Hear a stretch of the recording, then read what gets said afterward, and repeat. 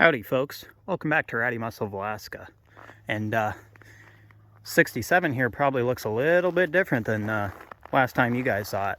You can see I got her dug out of the snowbank and she's my daily driver again. I kind of miss driving the old Highboy here, so I decided, well, might as well start dailying it again.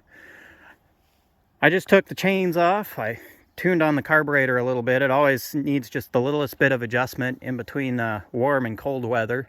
And yeah, and she's on the road again. Today we're actually going to head up and find my winter tires.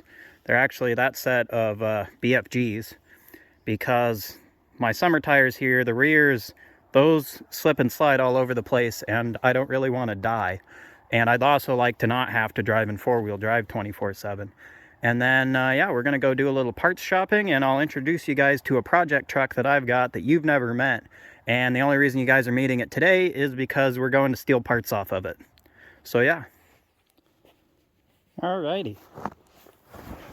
We'll start wading to the truck here. We're looking at this one, not that one, or that one, or that one.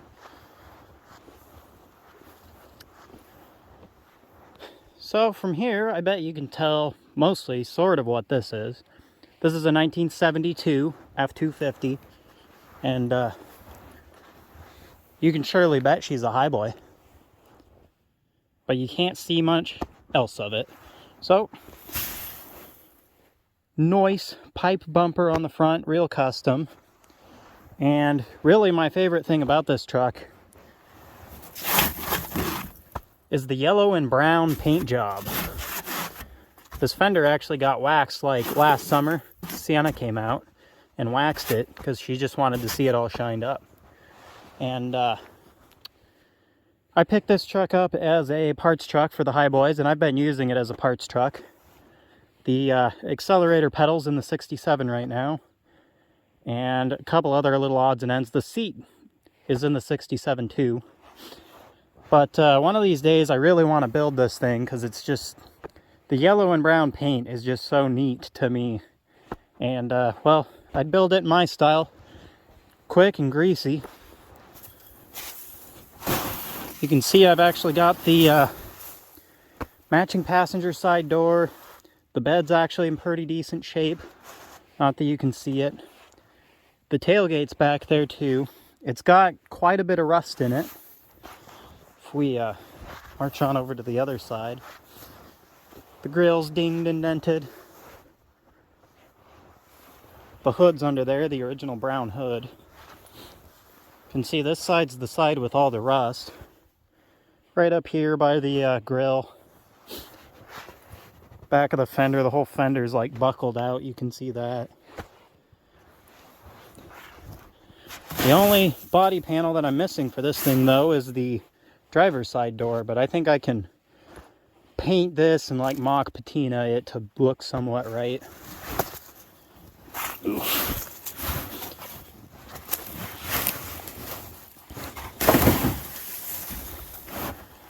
And the other really cool thing about this truck, other than the cool pipe bumper, the fact it's a Highboy, and the paint job, is if you guys could see the top of the roof right now, you could see where this truck used to have cab lights and a round rotating beacon light.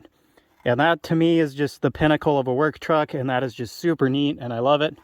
And one of these days I'll track everything down and replenish the accoutrements to the roof here. You can see right there under the seat, that's all rusty. This is the old seat out of the 67. It's pretty nasty.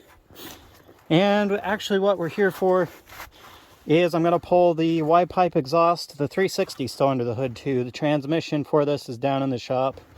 And the transfer case is under there. The steering column's missing. Gauge cluster's missing, but I have one of those. I think I have a radio even. I don't have a dash pad. And the windshield's broken like you wouldn't believe. I don't have one of those, but that's all future stuff. This truck is a long ways off, but it's really neat.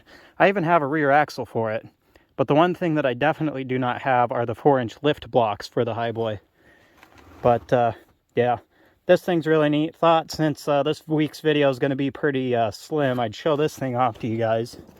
I've been thinking a lot about building another Highboy, and I'm really excited to see this one sitting up nice and level on all four tires with the cool paint job and cab lights and a rotating beacon on the roof. It's going to be really neat.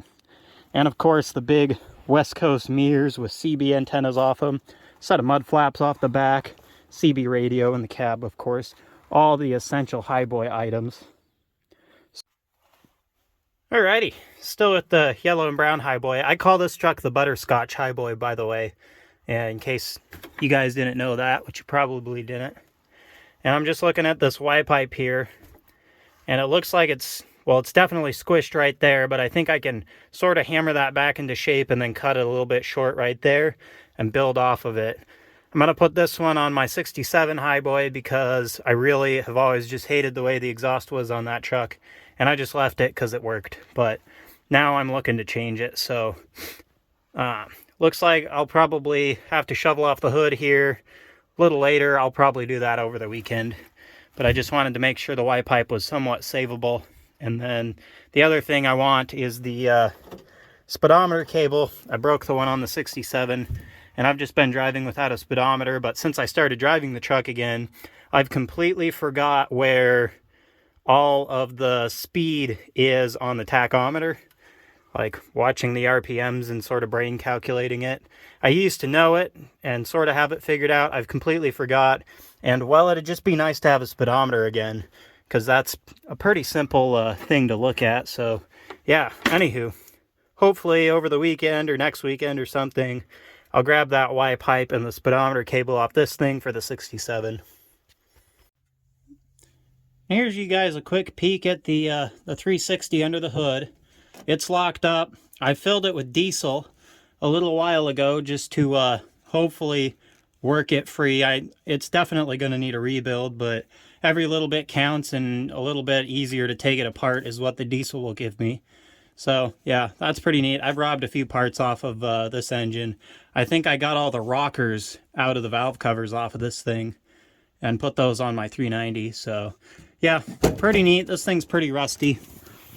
It's kind of a rough glimpse at the truck for you guys. I know, well, there's a lot left for your imagination to sort of piece together about this thing, but it looks really cool when all the snow's gone, and I think it'll look absolutely legendary on all four tires. So, and probably with some headlights. There's so much to improve on this truck, but it's just such a neat base to start with, being that yellow and brown paint job. I don't know why I fell in love with that paint, but I just did. Fun fact, if you would like to not end up like me, you should put your tires on a pallet, not directly on the ground, because that sucker's frozen right down. And I tried to pry it up with a bar and whatnot, but she is not budging. And I don't want to put a bar in the center because, well, you'll bend your wheel and then it'll shake really bad. So we've got a chain wrapped around that thing and a come along here, and we're just gonna